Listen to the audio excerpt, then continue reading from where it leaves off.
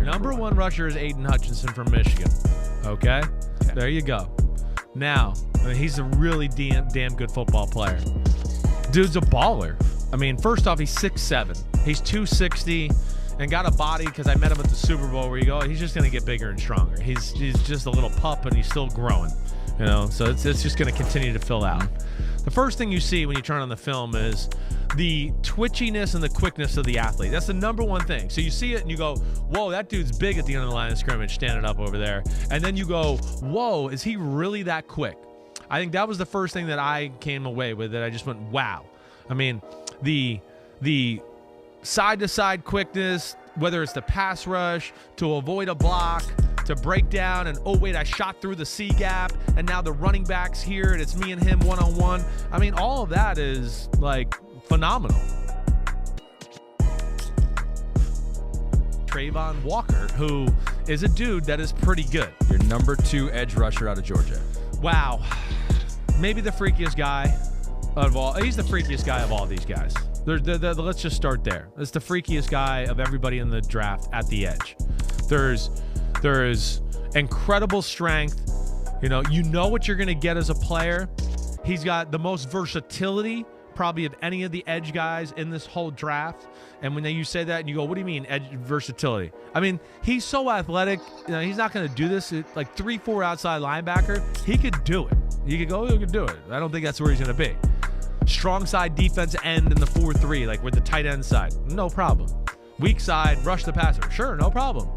3-4, be a man-child like DeForest Buckner, like we were just talking about. Oh, okay, no problem. Oh, wait, it's third down, go to 3 technique and play defensive tackle now, like Aaron Donald, and be that. Okay, no problem. He, to me, has the most ability to do a lot of different things on the defensive side of the ball, which gives him value.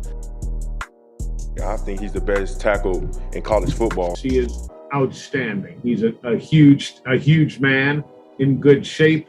He has got that athleticism that you don't always associate with a big guy. He is strong. He's a big man. He takes up a lot of space. He has a nice first step. He gets from point A to point B very fast.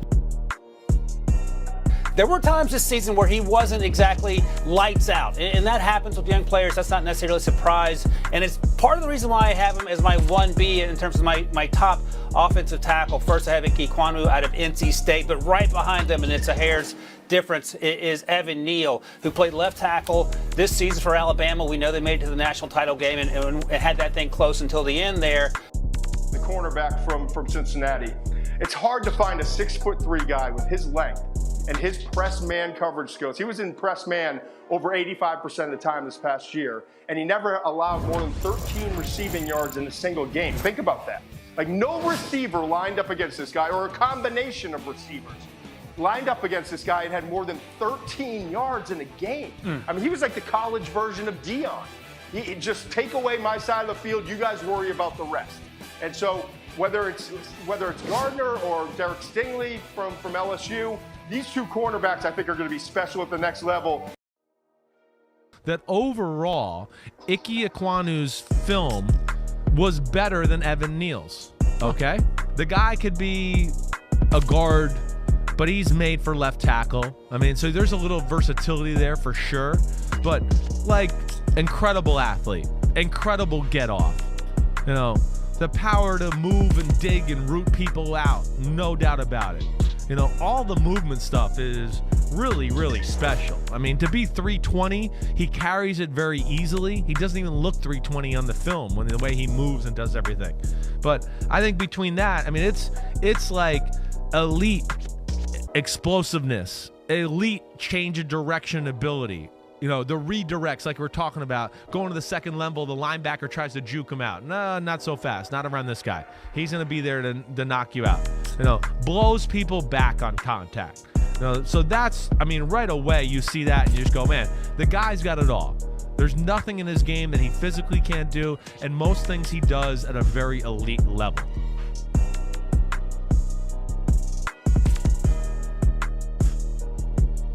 You got Kenny Pickett, who had 50 career starts, right? He's a veteran. He's a 24-year-old rookie. He's going to be. He's a guy coming with Mark Whipple, did a great job, quarterback coach, coordinator. Mark's now at Nebraska, but when he was at Pitt, did a great job working with Kenny Pickett. Kenny Pickett is, and I hate this term, and I'm not going to use it, so I shouldn't even say it. Talking about NFL ready. The worst term any analyst can use is NFL ready. And they'll say that about Kenny Pickett. I'm just going to say he's Derek Carr, Andy Dalton. He's somewhere in that Andy Dalton, Derek Carr mode. That's what you're looking at with Kenny Pickett, okay? Kenny Pickett is going to be in the top 15 of this draft. Okay, I think I would say it's guaranteed, but he's going to go somewhere in that top 15, top 20, okay? And then you talk about, okay, 6'4", he's 220. He can do all of this. He's phenomenal at this stuff, Ahmed. He can play second-level linebacker, strong safety, nickel, free safety. He can kind of do everything there. And because of that size and length, you know, he's very good at, like, kind of what we talked about with Cook with Cincinnati. I mean, there's just so many plays where, oh, it's a toss sweep, and the slot and the tight end are trying to block him. And he kind of just, oh, nope, you're not going to block me. I'm going to hold you out here. Okay, now the ball's out in my area. Get away from me. I'm going to make the tackle. Too much of that, you know. Feel instincts for the game. Just knowing, like, you know, hey, it's, you know, it's a 3rd and short. The ball might go in the flat here. I've seen this on my film study, blah, blah, blah. And just seeing it, recognizing it, and go. I mean, to me, you know, those things were all really special. But my number 1 wide receiver is the sensational Garrett Wilson from Ohio State. When you talk about a great route runner who also has the explosiveness and the speed to take the top off the defense and create big plays, that's Garrett Wilson. I actually saw Garrett last week, right before his pro day at Ohio State. I was out watching some spring practice, and I got a chance to sit out there and just talk with Garrett. And it's interesting to hear him talk about the fact that he needed to become a better route runner during the course of his career, and he focused on that.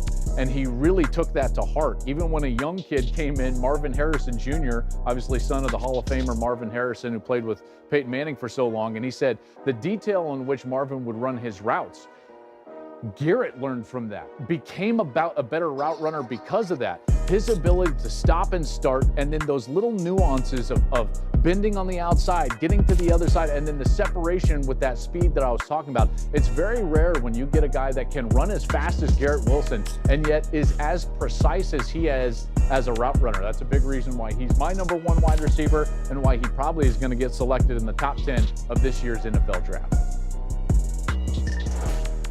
Yeah, Charles Cross, Mississippi State. That's where I'm going to go here. Now, you know, I know a lot of people. He's part of the big 3 as far as the tackle position is concerned, right?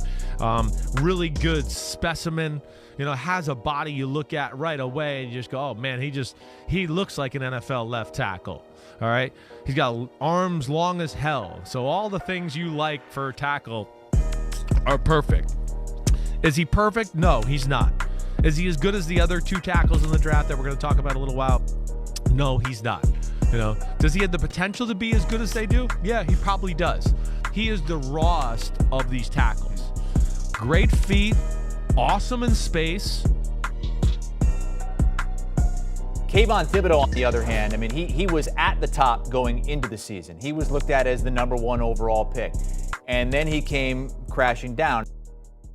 It's when you're pegged as the top guy, all of a sudden people want to nitpick and start looking at all the problems with you. But then at some point, people are going to come back to the table and say, whoa, wait a second. There's some incredible upside here if he starts dropping to a certain spot. And I think he's totally killed himself and killed his draft stock by some of the comments he made. He hasn't done himself any favors when he's talking about building a brand and not winning national championships when he's on national TV.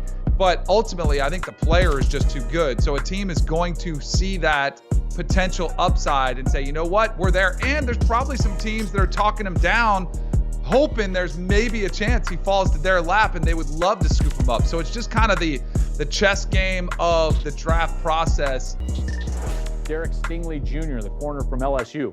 Listen, he very well could have been the top pick in the draft a couple of years ago after his freshman year. He was that good. Stingley has great length and athleticism. He's got terrific instincts. He's great with the ball in the air, and he attacks it. You see that time after time when you put on the film. But he had a Liz Frank injury in his foot, and those are just such unknowns. So organizations are struggling right now with how to rate and rank Stingley because of that Liz Frank injury. If he's healthy, this dude's a starter day one and could turn out to be one of the better corners in the National Football League. But he needs to be healthy for that to take place. So right now I've got him at number 9. Trent McDuffie from Washington. Man, I love Trent McDuffie. I don't know what's there not to like about Trent McDuffie.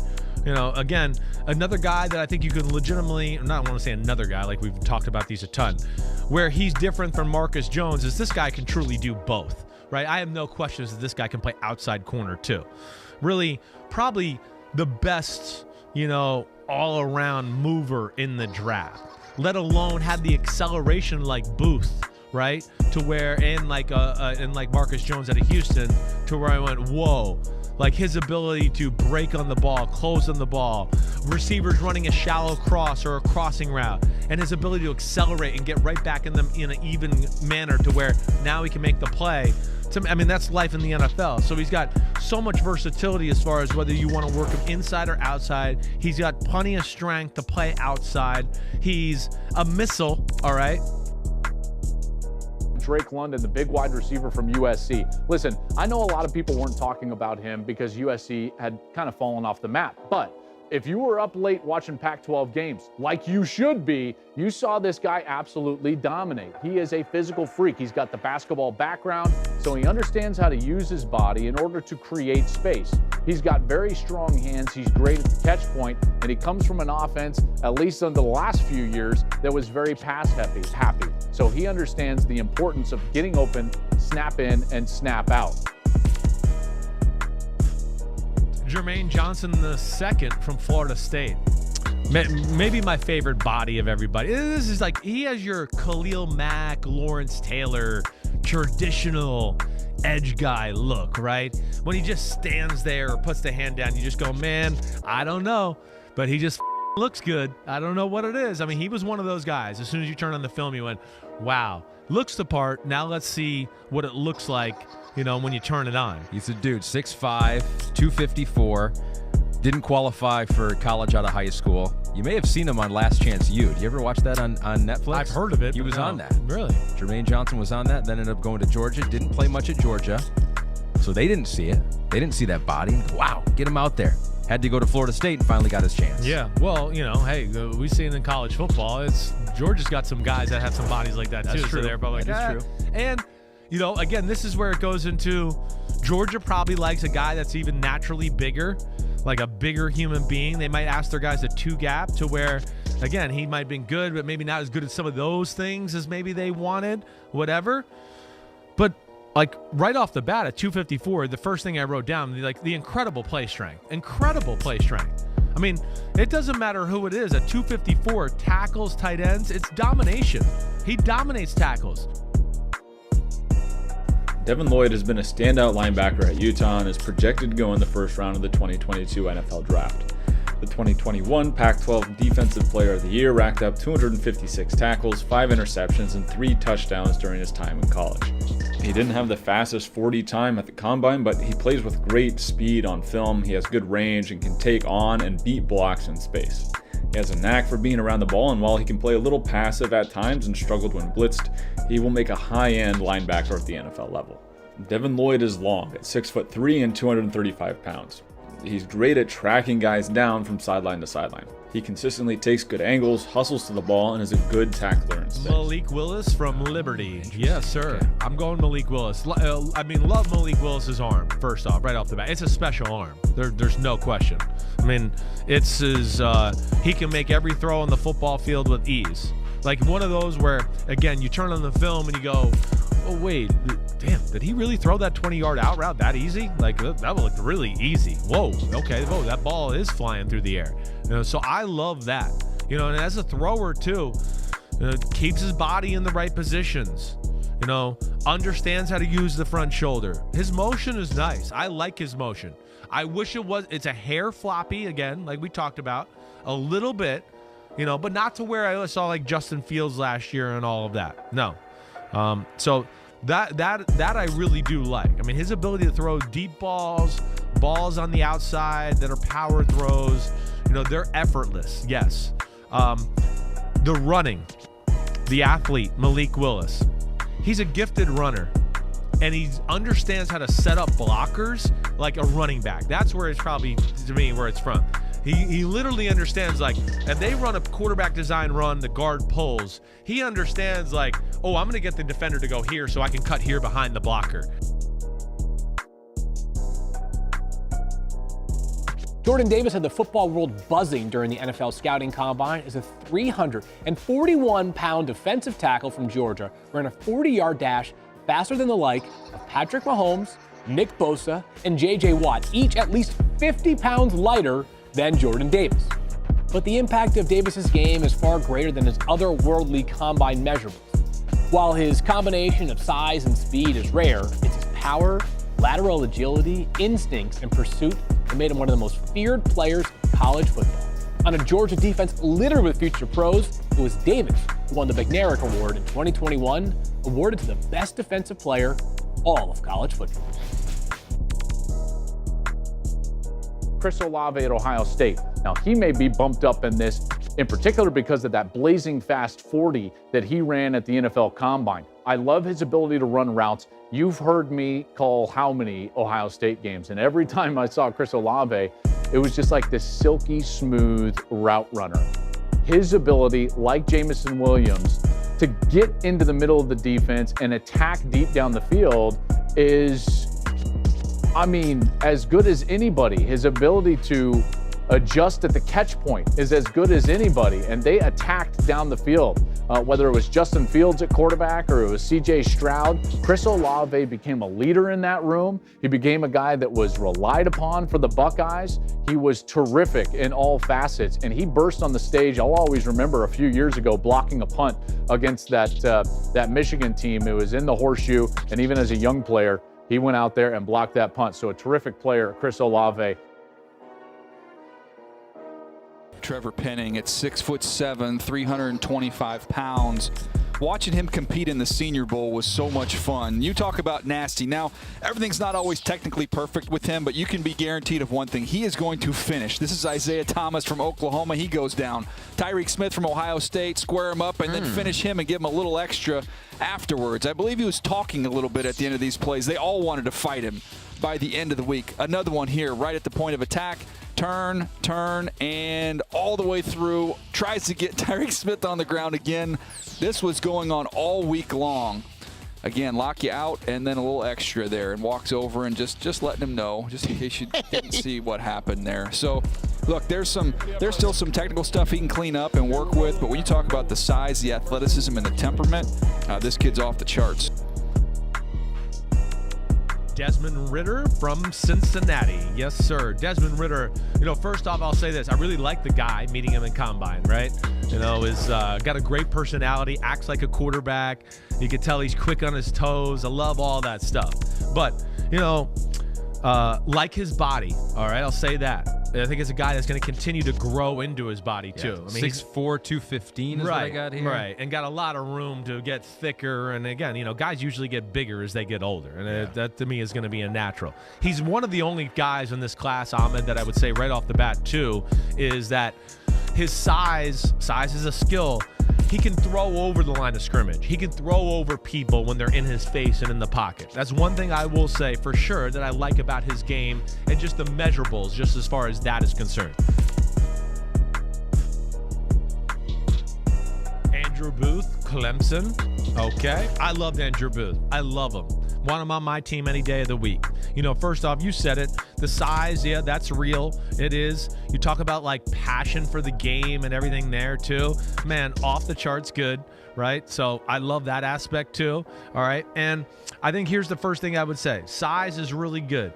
The acceleration, the straight head speed, Ahmed, when you turn that on, it absolutely blows you away, right? Like, he's a prototype looking DB. You know, has the ability and the size and the power where you go, oh, we can match him up against the bigger receivers in football. Not only the bigger receivers, but the true straightaway like burners in the sport too.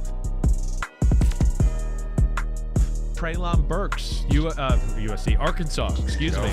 We're talking about another size guy for 6'2", sure. 225. Right. Big. I mean, big, thick, different size than Drake London, what we're talking about here. You know, you brought up before the show Laviska Shenault from the Jacksonville Jaguars. Thought that was a fair comparison. And I brought him up because he was a big guy where people are like, I like him. What do I do with him? Yes. I kind of sense some of that now with him. And I think that's kind of where I feel with Treylon Burks too, right? So there's of course, the size is real. 50-50 balls are real, right?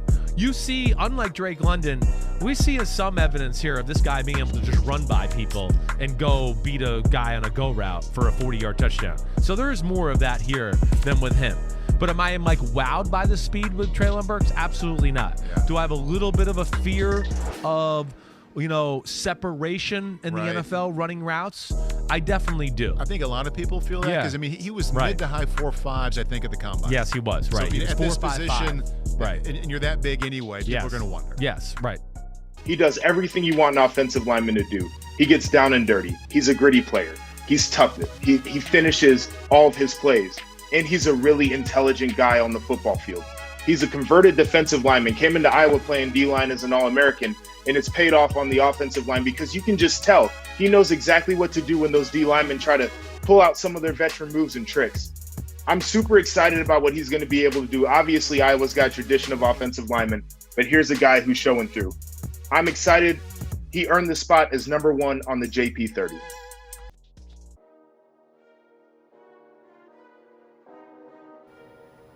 I think he'll be fine. And the unfortunate thing for Jameson was that he was a very strong contender to be the first wide receiver off of the board. The New York Jets at number 10 overall, even the Atlanta Falcons at number 8 overall. I think he could have went that high. And that's not to say he still can't, but I think there's going to be some mixed opinions. Now, of course, you factor in the ACL, but we've seen ACL injuries are just like sprained ankles nowadays. Guys are getting over them very quickly, and just the treatment for those type of injuries are so easy nowadays for guys to come back from now. But I think he still has a chance to be the first wide receiver off of the board. There's just a lot more competition now that you have to factor in the injury. There's still some teams that have valued him very highly despite the ACL injury. And like I said, the treatment, they're not worried about that. He'll probably be back the midway point of the NFL season. He said he has a 6 to 8 month recovery timeline, so that puts him right at about week 8 or week 9 for him to be fully back from it all. He's obviously going to start the season on the PUP, the physically unable to perform list, just because of the rehab and the recovery that he's going to experience. Gordon comes in at a prototypical size for a cornerback, measuring in at 6 foot and 200 pounds. He adds this with impressive athleticism, maybe even surpassing Derek Stingley as the most athletic cornerback in this draft. Due to Washington's system, Gordon's athleticism doesn't always show up on tape as often as it should. When he has reps in press, his speed and agility show up. Unlike his teammate Trent McDuffie, Gordon isn't as comfortable in zones, but he shines in man coverage. He uses his long speed and length to cover bigger players and is able to use his quickness to cover the smaller, faster ones. As with most Washington cornerbacks, Gordon is an excellent tackler. He isn't as polished or skillful as McDuffie is, but he's still one of the better tacklers in the class. He has the proper technique, but his positioning could use work, as sometimes he just completely whiffs on would-be tackles. When he squares up on the ball carrier, he's able to make some impressive stops using his length. Kenyon Green from Texas A&M. Huge body, heavy-legged waist bender. How do you like that, Paulie? He can drive people, root people out of the ground that way. All right. Now, it's a body that's, maybe a hair pear shape, but a huge body, long arms, not the greatest upper body strength in the world. If there was one thing I would say was probably the negative of him in that, and the reason I made him the second guard behind the guy we're going to get to in a second, the stalemates, things like that, right? You're in the wrestling, like this guy, oh man, we both hit each other hard. Now we're trying to, he could fall off at times. He might every now and then lose that, not want to say lose that battle, but not win that battle or continue to stalemate because he would fall off. But as far as all the athletic stuff is concerned, I mean, the guy is phenomenal. I mean, anything, really. Pulling, straight ahead explosion off the ball, getting to the second level. Now, the reason he's 6 is there's a little bit of a rawness to him. Raymond has a bit of an unusual path to the draft, being an international player from Austria who initially played tight end before switching over to left tackle.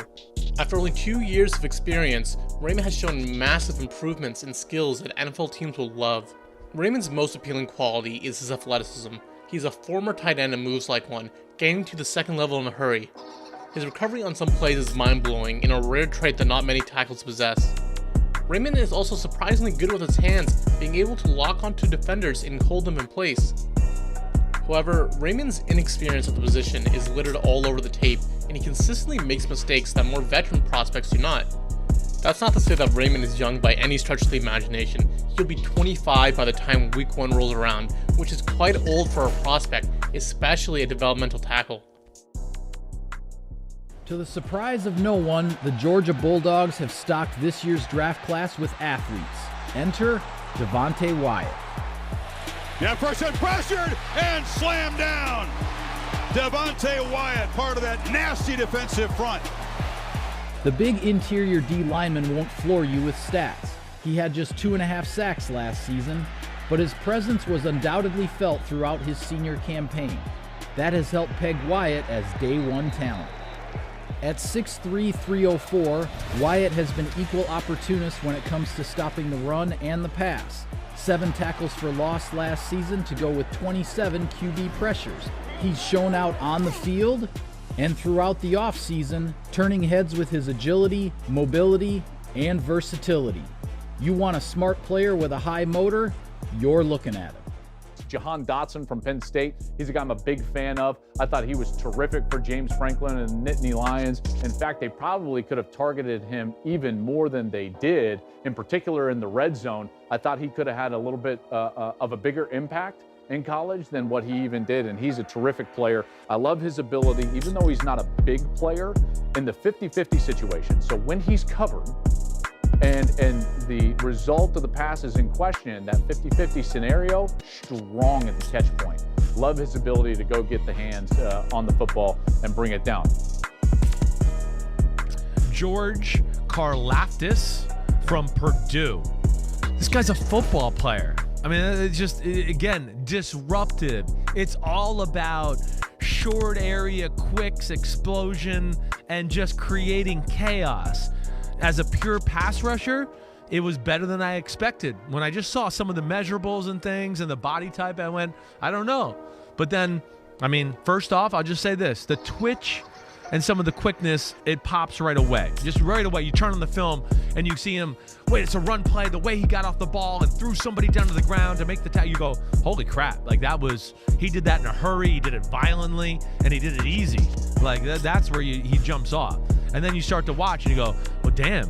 I mean, he holds his own against everybody. He gets off of blocks against everybody. Yeah, you mentioned the best linebacker in college football, arguably the best player on the best defense in college football. We saw them absolutely smother that Alabama offense that had very little chance, Bryce Young anyway, in terms of having any opportunity to throw the football, in large part because Nakobe Dean was in his face for much of the evening, and that wasn't just a one-off. We saw Nakobe Dean do that week in and week out through the season. He made huge strides from last season to this season. He was a great player last season. He has been otherworldly in 2021, and you mentioned I had him going 10th in that latest mock draft. I suspect he'll go somewhere in the 7 to 15 range, depending on team needs and how the board falls above him in terms, particularly in terms of offensive players, offensive linemen, and quarterbacks, and we'll see how that unfolds. But he is an absolute special talent. Matt Corral, Ole Miss. Oh yeah, baby. Insane athlete. He's the quickest quarterback in the draft. There's nobody with quicker feet, can make people miss. You know, great acceleration, pop his feet to get back into throwing positions. Wait, I moved out of it, I made somebody miss. Oh, wait, I got to get back into position to throw the ball 15 yards down the middle. Nobody can do that as quick as Matt Corral, let alone it's the quickest release in the draft, too. It's as quick a release as I've seen in coming out of college football in a few years, Really? actually. I mean, yes, it's almost to the point at times where I'd go, man, I wish he'd let his arm go a little bit more at times. It almost looks like it's like, you have to slow it down sometimes. You're almost like, how did he get it out that quick with that much power? And it didn't look like, it literally looked like he just took it from his ear and was like, threw it like a dart. I mean, that's how quick and compact the delivery is, all right?